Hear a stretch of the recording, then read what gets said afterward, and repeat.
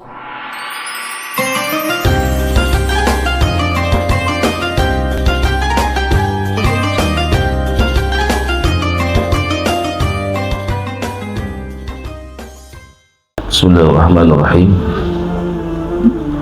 Assalamualaikum warahmatullahi wabarakatuh. Alhamdulillahirabbil alamin.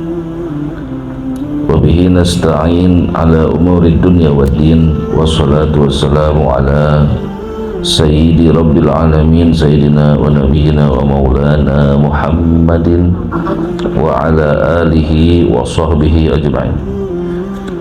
Subhanaka la ilma lana illa ma 'allamtana innaka antal alimul hakim. Rabbi shrah li sadri wa yassir li amri wahlul 'uqdatam min lisani yafqahu qawli. Dustur ya Rasulullah, amma ba'd.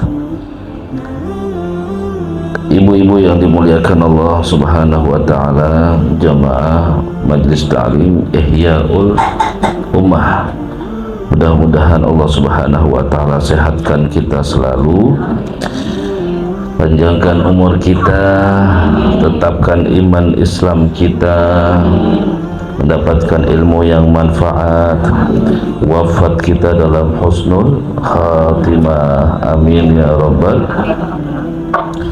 Malam hari ini malam kedua di bulan Rajab, bulan yang diagungkan oleh Allah Subhanahu wa taala. Siapa yang mengagungkan bulan-bulan yang diagungkan oleh Allah, maka Allah agungkan dirinya nanti di hadapan Allah Subhanahu wa taala. Jadi masuk bulan Rajab ini yang harus kita koreksi adalah dosa-dosa kita kepada Allah Subhanahu wa taala. Karena ini bulan Rajab, bulan yang dimuliakan oleh Allah, dan amalan yang paling mustajab, yang paling banyak dianjurkan, disarankan, diperintahkan oleh baginda Nabi adalah beristighfar kepada Allah. Mengapa kita dianjurkan untuk beristighfar? Sebetulnya istighfar ini adalah persiapan kita untuk datangnya bulan puasa, bulan Ramadan. Jadi sebelum datang bulan Ramadan, kita minta kepada Allah agar dibersihkan dulu semua dosa-dosanya. Karena dosa itu yang bikin bulan puasa kita ini tidak terkesan spesial. Datang bulan puasa seperti biasanya saja, tidak ada yang sesuatu yang greget, yang bikin semangat, yang bikin beda di antara bulan-bulan yang lain. Puasa dari tahun ke tahun ya begitu-begitu saja, yang penting gak makan gak minum sudah ya, waktu siang gitu aja ya. Sementara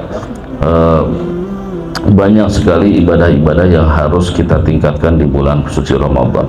Nah, bulan Rajab ini bulan persiapan kita sebelum datangnya bulan Ramadan. Ya, apa yang harus kita perbanyak? Istighfar.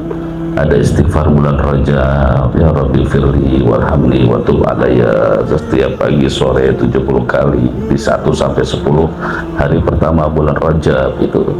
Kemudian juga kita dianjurkan membaca Sayyidul Istighfar. Allahumma anta rabbi la ilaha illa anta khalaqtani wa ana 'abduka wa ana 'ala 'ahdika wa 'adika mastata'tu. Pagi sama sore 3 kali. Itu saja. Apalagi kalau kita ngelihat itu ya, umur-umur kita ini Masya Allah, ini umur-umur rawan sebetulnya ya, bukan anak-anak ABG yang rawan tuh kita sebetulnya.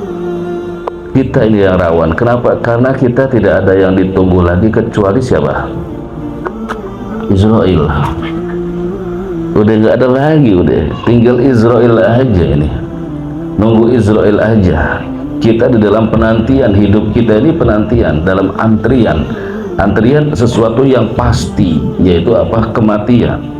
Ibu jangan pernah berharap saya akan kembali muda, mustahil ya. Jangan pernah berharap saya akan tetap cantik, mustahil ya. Yang ada sekarang ya Allah, kulit, lihat aja deh tangannya, coba lihat tangannya ya, beda tangan yang terawat sama yang tidak terawat kelihatan. Datang aja ya Allah gitu. Belum lagi ngaca ya Allah, mata udah ke sini udah ya Allah gitu. Terus ya nggak mungkin lah, nggak mungkin ya, kemudian yang sudah mulai melemah kemudian jadi seperti muda lagi. Enggak, tinggal nunggu, sama-sama nunggu ya. Sekarang gilirannya ada orang sini dipanggil, ini tetangga, depan rumah, belakang, keluarga dipanggil. Akan ada nantinya yang dipanggil kita ya, yang diumumin di musola nama kita, yang diumumin di masjid nama kita ya, yang didatangi rumahnya rumah kita. Akan ada masanya itu kapan ya, pasti itu, pasti itu ya. Jadi jangan pernah berambisi selain akhirat, semangatin akhirat sudah, utamakan akhirat kita. Umur 40 tahun tidak fokus kepada akhirat, maka dia akan mati dengan apa yang ia kerjakan selama itu. Kalau umur 40 tahun sibuk dia dengan urusan yang tidak ada manfaatnya, dia akan dimatikan dalam keadaan nggak ada manfaat. Oke, umur-umur kita ini 40 ke atas, umur-umur yang riskan, yang rawan, penentuan mematinya bagaimana, memati kita ini bagaimana, ibu sendiri yang menentukan ya. Kalau matinya saya mengalir sajalah Ustadz, tergantung takdir ya. Nanti jangan salah, jangan kaget ya kalau mati dalam keadaan ghaflah, mati dalam keadaan lalai, naudzubillah. Terbayang nggak sih ibu, pernah tidak merenung tentang kematian kita nanti, bahwa orang kalau sudah mati itu sudah terputus dunianya, tidak ada kesempatan sama sekali, tidak ada lagi yang kita bisa lakukan. Di situ yang ada kita dibalas dan kita akan berada di alam yang kita nggak pernah terbayang bagaimana alam itu saat itu. Ada alam yang pertama diawali dengan alam sakaratul maut, kemudian ada alamul barzakh ya, kemudian ada alam mahsyar ya, alam kebangkitan. Nanti ada di mana seorang manusia akan dihisab, akan menerima buku catatan amalnya. Pernah nggak sih kita ngebayangin perjalanan hidup kita gitu loh ya? Rasulullah ajarkan aktsiru min dzikri hadhimil ladzat, sering-seringlah kita ini ngingat mati gitu. Rasul bilang sering-sering, bukan sesekali, sering-sering, karena kematian itu yang akan merubah pola berpikir kita. Kematian itu yang akan merubah pola hidup kita. Orang yang nggak ikut mati, nggak ingat mati bu, ya hidupnya begitu mengalir dengan kehidupannya, dia asyik aja ya. Nenek-nenek masih pakai celana ketat, nenek-nenek masih belum pakai kerudung, masih buka aurat, nggak pikir gitu loh, nggak berpikir saat dia dalam keadaan seperti itu lalu dicabut rohnya, karena kita udah nggak ada lagi. Nggak ada lagi yang kita tunggu ini kecuali kematian. Nah, menunggu kematian inilah kita ngaji, kita beramal soleh, kita benahi diri kita, kita rubah pola pikir kita perubah pola hidup kita. Kenapa? Ngeri, takut, tiba-tiba kelak mati aja. Karena mati itu nggak pakai permisi. Ibu jangan pernah berpikir, saya kan masih 40 tahun, saya 45, saya 50, saya 60, oh saya kan sehat walafiat, alhamdulillah nggak ada penyakit, saya rajin olahraga, terus ibu akan selamat dari kematian. Nggak mungkin. Bisa jadi justru yang muda-muda itu yang duluan kebanyakan, yang nenek-nenek habis yang muda. Nyenengin dikit lah ya, jangan kayaknya nenek-nenek itu kayaknya terpuruk banget ya.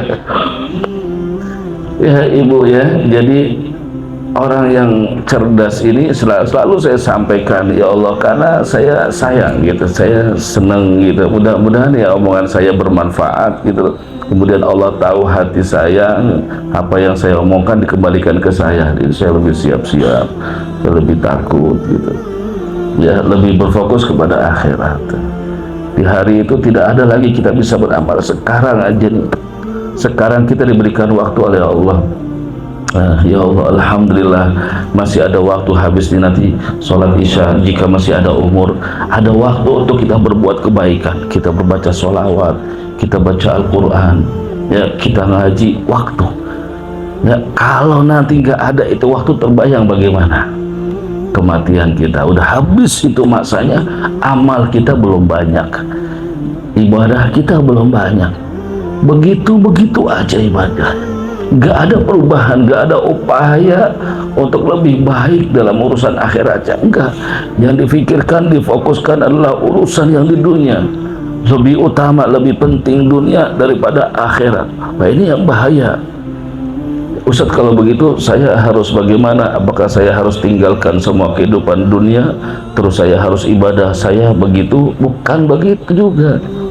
Ibu silahkan loh, dagang, kerja, usaha, silahkan.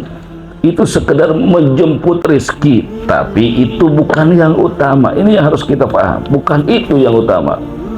Jangan sampai kita ini urusan ibadah kita sibuk, ya, disibukkan dengan urusan dunia. Bayangkan kalau dari pagi, dari melek mata, anggap jam 7 kita bekerja, ya, kita cari nafkah, misalnya kita dagang, kemudian datang sholat duhur, ya, lalu lihat, koreksi bagaimana duhur kita, ya, apakah duhur kita ini tidak ada fokus, tidak ada khusyuk, tidak ada betul-betul faham bahwa ini adalah akhirat saya. Nah, atau begitu saja duhur, kadang-kadang buru-buru sholat duhur, yang penting sholat, buru-buru selesai, sudah habis itu lanjutin dagang lagi. Nah, ini yang bahaya, ini yang bahaya. Ya, dia lebih mengutamakan, lebih fokus, lebih semangat, lebih berpikir, lebih berkarir, lebih berkarya untuk urusan dunia. Begitu akhirat, dari sejak balik sampai sekarang umur sudah 50, 40, 60, ibadahnya begitu aja sholatnya. Nah, ini yang harus dikoreksi, ini yang harus dikoreksi, ya, merubah kehidupan akhirat kita. Dunianya bukan harus ditinggalkan, enggak, ya, tidak.